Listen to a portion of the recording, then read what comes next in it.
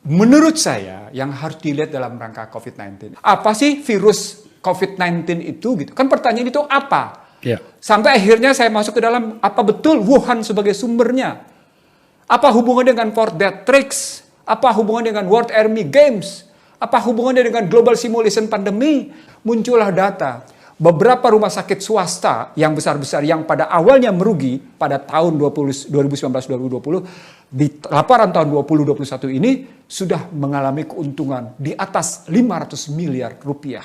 Tapi buat saya kan mencoba menarik apa yang saya sebut secara sistemik struktural, apa itu virus COVID-19, gitu ya. Dan itu berarti saya mundur ke belakang tentang sejarah kehadiran virus itu, bagaimana virus itu muncul posisinya, lalu kemudian saya melakukan kajian apa konten virus itu. Saya bilang kalau Anda menuding saya konspirasi, maka Anda punya kewajiban dua. Gugurkan referensi saya, gugurkan data saya. Mereka tidak bisa gugurkan referensi itu, mereka tidak bisa gugurkan data.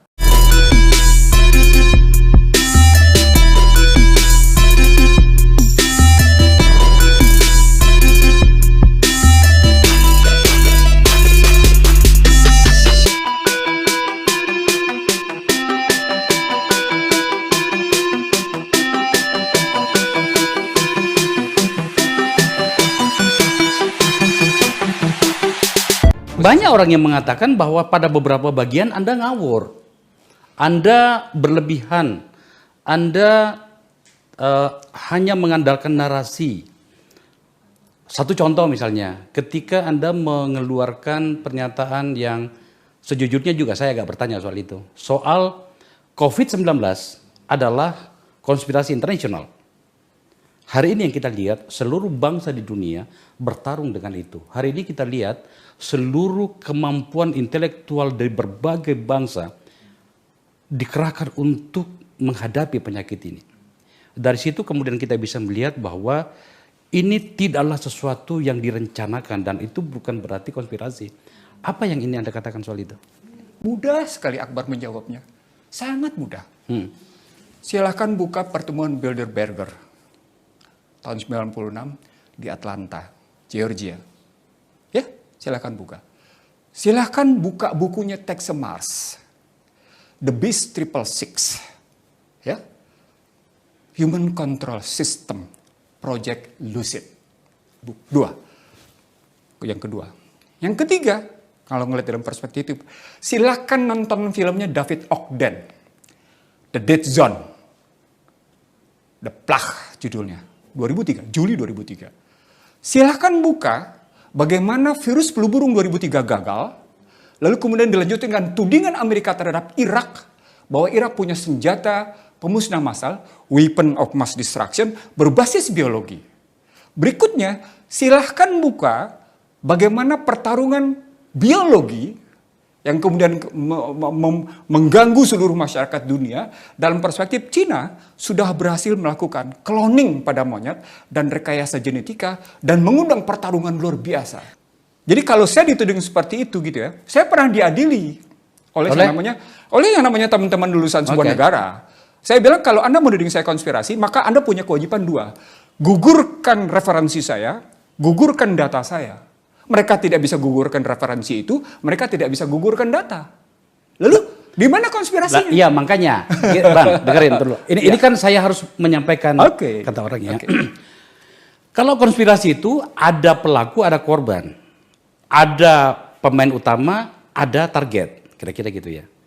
Dalam konteks itu, ini kita baru pembukaan loh ini belum masuk ke intinya loh ini pembicaraan kita. Dalam konteks COVID, semua negara di dunia, termasuk yang kita kira-kira ya, kita bayangkan bahwa mereka adalah operator dari konspirasi itu. Kalau memang mau mengikuti alur pembicaraan Anda itu, alur logika Anda itu, juga jadi korban.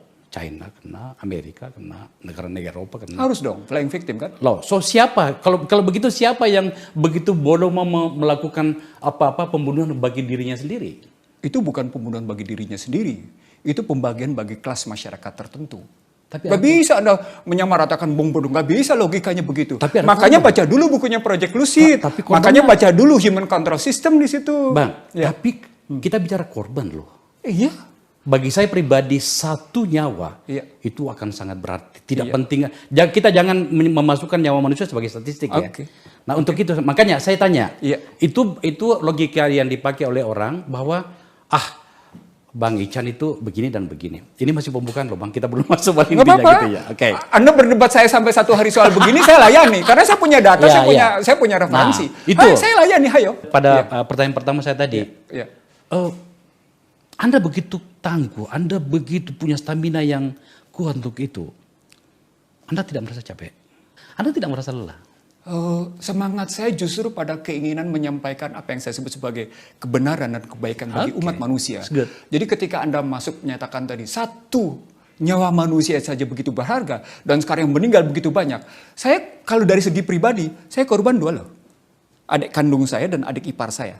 Tapi buat saya kan mencoba menarik apa yang saya sebut secara sistemik struktural, apa itu virus COVID-19, gitu ya. Dan itu berarti saya mundur ke belakang tentang sejarah kehadiran virus itu, bagaimana virus itu muncul posisinya, lalu kemudian saya melakukan kajian apa konten virus itu, walaupun saya bukan seorang ahli kimia, bukan ahli fisika, bukan ahli kedokteran, bukan ahli kesehatan, tapi saya pernah menjadi pembicara tunggal di Kementerian Kesehatan dalam struktur peperangan berbasis kesehatan, yang saya sebut betapa Indonesia tergantung pada industri kesehatan luar sebesar 90%, lalu kemudian dikoreksi, bukan.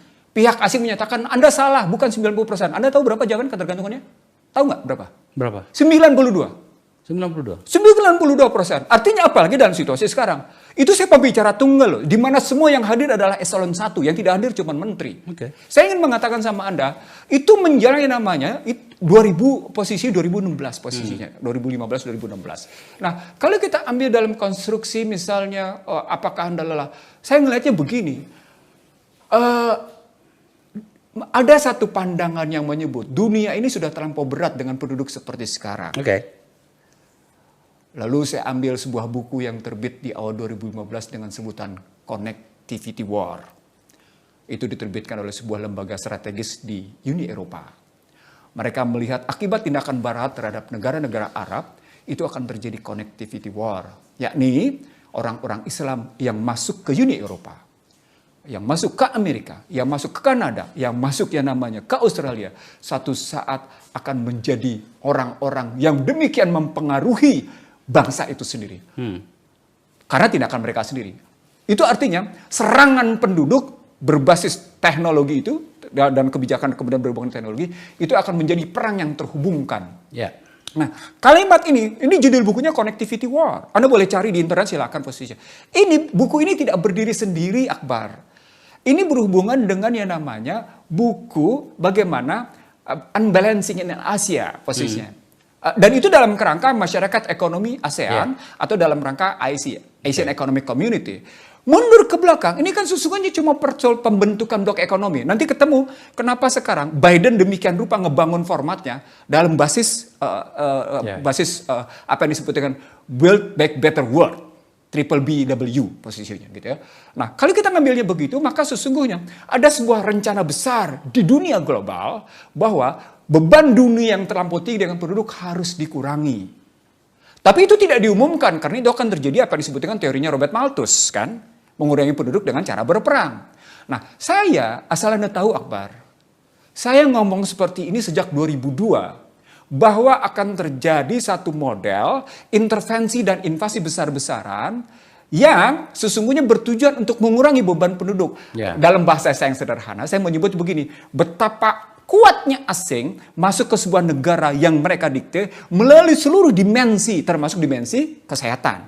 Itu saya sebut 2002. Kajian saya 2002 itu saya finalkan dalam kerangka itu dengan kajiannya Juklin. Ada tahu siapa Juklin? Penulis di Time tentang politik selama 40 tahun berjudul Demokrasi yang sesungguhnya adalah demokrasi korporasi. Ketemu tematik besarnya, ini permainan korporasi. Disitulah kemudian saya menarik relasi, sebentar di sini saya akan mengajak Anda dalam jalan Vitas berpikir, relasi antara government to government, government to G, multilateral to G, ini bergeser menjadi B to B, business to business. Dalam situasi IT sekarang, dia sudah bergeser lagi menjadi B to people, business to people posisinya. Kalau begitu sekarang, karena kepentingannya seperti itu, maka harus ada alat pengendali bagi kekuatan people tadi. Nah, Anda tahu bagaimana cerita pengendalian itu harus dilakukan. Kalau pakai bahasa mereka, bagaimana sistem yang fasis itu harus dibangun. Misalnya adalah semu ketika menyatakan the customer is king. Ya. Karena the real king is the corporate. Itu sudah diakui sesungguhnya. Cuma tidak pernah dinyatakan dalam kajian-kajian ilmu marketing. Tidak pernah dilakukan dalam yang namanya ilmu manajemen. Tapi konkretisasinya adalah the corporate is king. Nah, the corporate is king itulah sesungguhnya mereka menyatakan B2P tadi. Nah, B2P tadi hanya bisa dilakukan kalau Anda masuk ke dalam proxy war, ya, asymmetric war, dan neocortex war. Dan ketika Anda masuk tadi ke dalam konstruksi, misalnya bagaimana semua negara terkena, sederhana. Kenakan dia masuk ke dalam cara berpikir, dan itu neokorteks, dan itu dunia pendidikan. Saya tanya balik sama Anda sekarang, dunia pendidikan mana yang tidak terpengaruh dari cara pendidikan Barat? Tentu saja ya. Nah, kalau semua pendidikan Barat, maka akan tunduk Anda di situ. Gitu. Menurut saya, yang harus dilihat dalam rangka COVID-19, ini terus terang saja, saya berkontribusi kesalahan di sini. Dalam hal? Bagaimana COVID-19 dimanfaatkan oleh pemerintah? Wow. Saya akui saya berkontribusi kesalahan. Mereka ngundang saya untuk berdebat, oke, saya bilang, dan saya tidak mau dalam posisi diskusi, saya maunya ngobrol. Jadi saya dihadiri oleh belasan para petinggi, gitu posisinya, yang levelnya eselon 1, gitu posisi ke atas, dan saya jelaskan begini faktanya. Tapi poinnya bukan itu, Akbar. Poinnya adalah sesungguhnya saya ingin bertindak 5P. Prosedural legalnya benar. Lalu, selain prosedural legal yang benar posisinya, ada tindakan yang namanya di sini, ya, prudensial. P kedua. Yang ketiga, ada tindakan profesional. Yang keempat, ada tindakan proporsional. Yang terakhir yang paling penting, ada tindakan public domain. Pertanyaan saya, apakah 5P ini dipenuhi oleh pemerintah dalam rangka COVID-19? Kasus Juliari adalah bukti. Kasus teriak-teriaknya Risma adalah bukti. Kasus melemahnya daya beli adalah bukti. Bahwa 5P tadi tidak dipenuhi. Anda menggeser Perpu 1 menjadi Undang-Undang 2 2020 adalah bukti. Anda cabut yang namanya hak DPR. Lalu kemudian Anda memainkan yang namanya PDB sampai dengan batasan di atas itu. Itu adalah bukti. Jadi saya ingin mengatakan sama Anda, ketika kita ambil secara struktural, dan itu ternyata kita tidak mampu, sebagian besar masyarakat yang tidak mampu melihat COVID-19 secara struktural. Akibatnya tadi jadi begitu. Kalau saya kan nggak mau. Di awal pembicaraan kita saya bilang, apa sih virus COVID-19 itu? Gitu. Kan pertanyaan itu apa? Sampai akhirnya saya masuk ke dalam, apa betul Wuhan sebagai sumbernya? Apa hubungannya dengan Fort Detrick Tricks? Apa hubungannya dengan World Army Games? Apa hubungannya dengan global simulation pandemi? Apa hubungannya dengan film tadi, The Dead Zone, The Plague? Apa hubungannya dengan buku teks Mars, The Beast 666, Human Control System, Project Lucid? Apa hubungannya? Apa hubungannya dengan pernyataan Weapon of Mass Destruction berbasis biologi? Banyak kajian yang mesti muncul di situ. Gitu. Sampai di situ. Ya. Dalam kondisi hari ini, apalagi pendukung partai pemerintah kan semakin gemuk nih. Sekarang sudah 471 kursi di DPR dari 575. Maka kemudian ada banyak yang harus bertanggung jawab itu. Kalau kita mau menyebutnya sebagai kerusakan tanda petik seperti yang Anda tuliskan ini kan. Saya mulai dari sisi pemerintah. Tadi Anda sudah mengungkapkan soal demokrasi apa tadi? Korporasi. Saya melihat dan banyak yang setuju dengan itu. Bahwa para pembantu presiden ini kok lebih banyak pengusaha. Tidak ada yang salah tentu saja. Semua orang berhak menjadi menteri. Tetapi kemudian banyak orang yang memahami bahwa arah dan kebijakan Pak Jokowi di periode kedua ini itu kemudian agak melenceng dari banyak janjinya. Saya memindahkan pertanyaan publik. Anda sendiri sejak dari awal pembicaraan ini menggugat itu terus. Apa janji presiden? Menyangkut dengan itu tadi, seberapa besar kita harus khawatir dengan postur kabinet yang diisi oleh para pengusaha itu. Tidakkah itu lebih baik bagi kita dalam sebuah konteks berbangsa, perekonomian, dan seterusnya, Bang Ican? Oke, saya jawab ya? Ya. Saya jawab dengan contoh nyata ya. Setelah Stiglitz menulis buku Free Fall, Stiglitz melanjutkan buku berjudul The Price of Inequality. The Price of Inequality itu disebabkan selama 3 minggu berturut-turut Wall Street diduduki oleh sejumlah demonstran. Karena tapering, ya, stimulasi yang diberikan oleh pemerintahan saat itu, ya posisinya oleh George Walker Bush, dan kemudian dilanjutkan oleh Obama, gitu posisinya, itu hanya menguntungkan korporasi. Stiglitz kemudian menulis, 1% menguasai 99% itu mengindikasikan 2 hal. Bahwa tingkat ketimpangan di Amerika sudah mencapai kanker stadium 4. Dan tingkat ketimpangan rasial itu juga kanker stadium 4. Itu bukan kata-kata saya. Buku Stiglitz ini sesungguhnya didukung oleh 2 buku lain. Oleh Thomas Piketty, The Capital and the 21st Century. Didukung oleh bukunya Robert J. Gordon, Rise and Fall American Growth. Lalu terakhir bukunya Jeffrey Sachs, The Price of Civilization. Posisinya. Saya ingin mengatakan sama Anda posisinya. Kebayang nggak mereka mencetak uang, lalu ternyata dalam rangka pemulihan ekonomi, itu yang terjadi adalah orang kaya makin kaya, miskin makin miskin. Itu posisinya. Dan karena itu ketika mereka masuk upaya membenahi dengan biaya yang luar biasa, bahkan di era Biden sudah mencapai 7,9 triliun US dollar, itu mereka masih bilang ini tidak berarti mengatasi ketimpangan.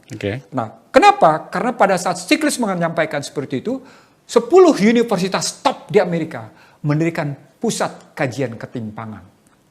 Saya bahkan menyebut beberapa universitas mengidentifikasi 20 jenis ketimpangan di Amerika. Saya punya datanya posisi, tapi tidak saya tampilkan karena saya ambil itu posisi untuk menunjukkan betapa mereka membiayai untuk ngebangun perekonomian mereka yang karut marut itu ternyata biayanya besar, luar biasa. Dibawa dalam konteks kita? Dibawa dengan konteks kita, kalau kita pindahin. Kan kita mencontoh Amerika. Maka ketika Anda melakukan stimulasi, anggaran dengan modal kayak begitu, itu tidak berarti yang namanya orang kaya tidak mau berkorban. Itu tidak berarti alokasi anggaran memperbaiki daya beli. Dalam bahasa saya yang sederhana, alokasi itu menggambarkan kebijakan. Kebijakan itu menggambarkan arah pikiran. Jadi strukturnya begitu. Jadi arah pikiran itu menggambarkan kebijakan, kebijakan menentukan alokasi. Alokasi ini sebenarnya menggambarkan strategi untuk melakukan pemulihan. Nah, ketika Anda masuk tadi dalam kerangka COVID-19, pertanyaannya menjadi begini. Sesungguhnya apa yang dilakukan oleh pemerintah lewat dana-dana stimulasi itu, ini dalam rangka keberpihakan kepada siapa? Karena ujungnya pertanyaan pada keberpihakan. Dalam kebijakan publik namanya, ujung dari sebuah kebijakan publik yang baik adalah keberpihakan kepada masyarakat lebih besar. Muncullah data. Beberapa rumah sakit swasta yang besar-besar yang pada awalnya merugi pada tahun 2019-2020, di laporan tahun 2021 ini sudah mengalami keuntungan di atas 500 miliar rupiah. Tapi itu kan cash, Bang Ican. Anda begitu curiga pada pemerintah sampai menggunakan narasi seperti itu tadi. Apa tidak berlebihan? Case menggambarkan indikasi. Muhammadiyah punya tagihan 1,1 juta. Posisinya. Artinya ketika apa Anda menilai itu narasi itu berlebihan atau tidak, saya cuma menggambarkan ada indikasi-indikasi yang menyatakan alokasinya, Anda tahu saya di DPR, saya orang bicara di APBN. Jadi artinya ketika kita bicara anggaran, maka cerita alokasi itu tidak boleh berdiri sendiri. Alokasi itu harus bicara distribusi yang outputnya adalah keadilan. Alokasi itu harus menggambarkan stabilisasi yang menggambarkan bahwa kegiatan masyarakat yang padat karya itu terpenuhi. Alokasi itu menggambarkan sebuah regulasi di mana terjadi improvement quality, terjadi ada kualitas yang terus-menerus diperbaiki dalam kehidupan berbangsa dan bernegara. Itu tidak terjadi semuanya. Itu satu bagian, Bang Ican. Tetapi kemudian yang kemudian orang tangkap juga, ini saya sekali lagi menggambarkan pikiran orang bahwa dengan narasi Anda itu seakan-akan mengatakan pemerintah berniat jahat tepat terhadap rakyatnya. Itu juga berbahaya. Nah, ketika saya tidak merumuskan pemerintah berniat jahat, pemerintah sedang berpihak pada kelompok korporasi. Kan demokrasi korporasi bahasa sederhananya. Itu kalau Anda lari ke Indonesia. Saya pindah lagi ke Amerika. untuk menunjuk demokrasi korporasi. Pada Februari tahun 1964, ketika Robert Kennedy harus kampanye di Louisiana, posisinya, dia didampingi oleh Hugh Klein. Martin Luther King itu sebagai pembela moralitas Amerika itu baru saja terbunuh. Itu kan artinya kedatangan Robert Kennedy ditolak oleh masyarakat hitam. Tapi akhirnya Robert Kennedy bisa diterima. Hugh Klein dalam bukunya Bagaimana Demokrasi Amerika itu Basa-basi menyebut, iya ternyata semuanya berkaitan dengan transaksional. Kita posisi. Kita pindah ke Indonesia. Dalam sistem di mana partai sebagai satu-satunya pemegang saham pemerintahan. Ulang ya. Konstitusi menyatakan partailah yang mendukung presiden, partailah yang ikut pemilu. Means hanya partai sebagai pemegang saham pemerintahan. Saya nggak bilang bukan negara. Saya bilang bukan negara. Tapi sahamlah sebagai pemerintah, partai politik lah sebagai satu-satunya pemegang saham pemerintahan. Satu-satunya. Soal partainya ada 7, soal partai 10 itu nomor 2. Nah itu soal kolaborasi, koalisi, soal kebenaran oposisi itu soal nomor 2. Nah dari konstruksi kayak gitu, kan pertanyaan besar menjadi, apakah partai sungguh-sungguh punya uang? Partai nggak punya uang. Nggak punya uang, oke. Ketika yang namanya para caleg legislatif itu harus berkampanye, apakah mereka punya uang? Debatable. Debatable, tapi banyak teman-teman Anda bercita, gua habis sekian nih. Jadi rahasia umum artinya. Enggak, Bang Chan. Muncullah kemudian disertasinya Pramono Anung. Ya. Iya. Ganjar kemarin mengeluhkan soal melambatnya penanganan di sana karena banyak paket untuk DPR. Belum lagi ribut soal uang pinangan. Ya. Itu jangan masuk situ dulu. Pertanyaan saya itu tadi Bang Chan adalah pemerintahan ini, pembantu Pak Jokowi, para menterinya itu banyak pengusaha. Pertanyaan saya itu kan tadi saya ulangi, mohon maaf. Apa risikonya bagi kita? Tidakkah itu baik karena mereka memahami ekonomi? Itu pertanyaan ini saya lontarkan karena sejak dari awal tadi Anda mengatakan demokrasi korporasi. Iya. Amerika itu demokrasi korporasi dan itu ternyata sebagai pembiaya bagi kampanye presiden dia tidak berhasil. Itu contoh sederhananya. Anda sudah potong tadi di situ. Anda mencontoh Amerika, Anda pindahin aja. Korporasi berperan dan tidak mengatasi ketimpangan. Itu sederhana logikanya.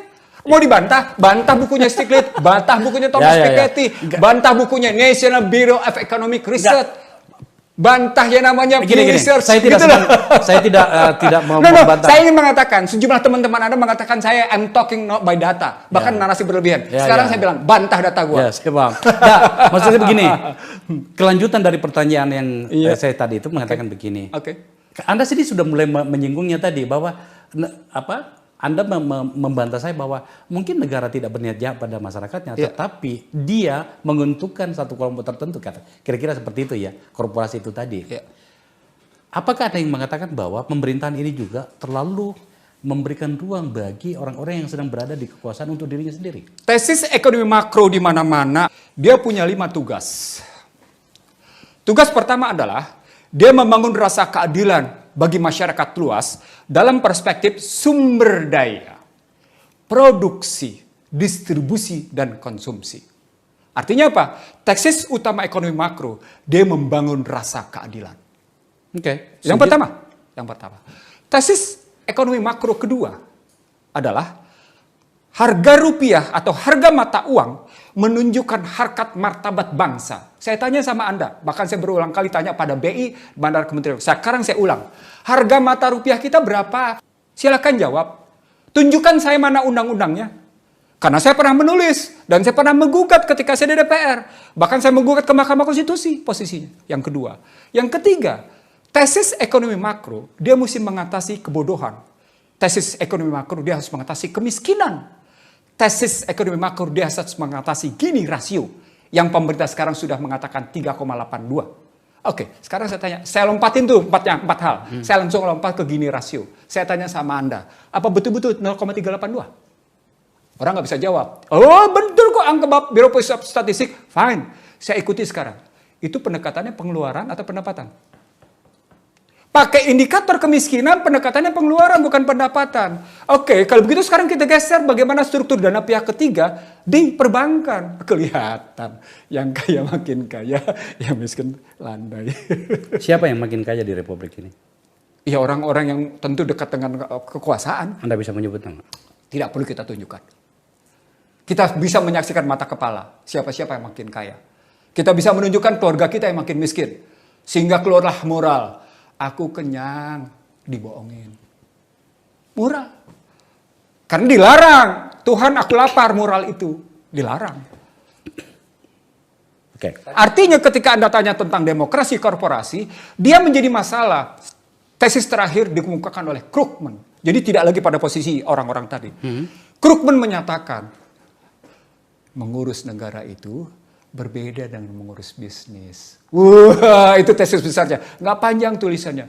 Tapi kajian Krugman menampar seluruh pemikiran korporasi. Karena memang orientasi keberpihakan para konglomerat yang masuk dalam pemerintahan, itu akan berbeda dengan orientasi sungguh-sungguh pada mereka berpihak pada publik. Saya ikuti cara berpikir Anda yang nakal soal ini. Ya, Sudah seberapa parah korporasi itu menguasai negara ini? sederhana sekali.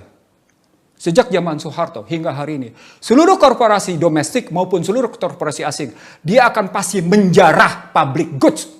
Sehingga pemerintah dipaksa untuk melakukan privatisasi dan melakukan liberalisasi. Dan Anda tidak boleh menyentuh yang namanya public goods serta public services. Jawab. Itu fakta. Oke.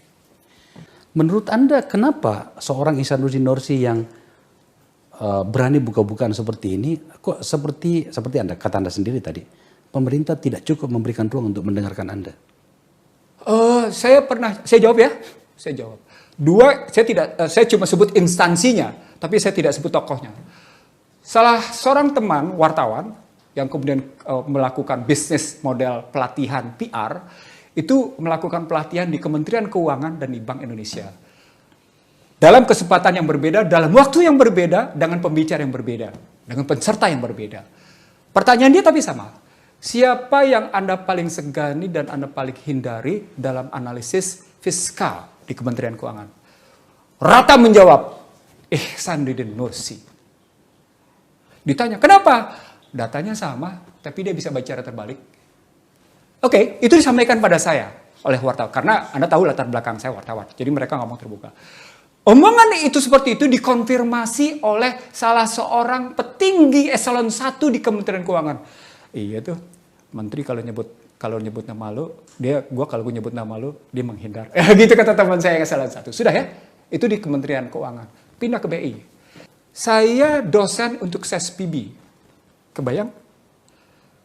Data yang saya ambil data BI. Data yang saya ambil misalnya data Kementerian Keuangan. Untuk bicara fiskal dan moneter. Tapi ketika namanya teman tadi melakukan pelatihan PR dengan pendekatan konflik manajemen konflik, jawaban Kementerian Keuangan diulang oleh jawaban para petinggi BI. Iya, datanya sama, tapi cara baca dia bisa terbalik tuh, bisa berbeda. Dan kita tidak bisa membantahnya. Itu jawaban saya.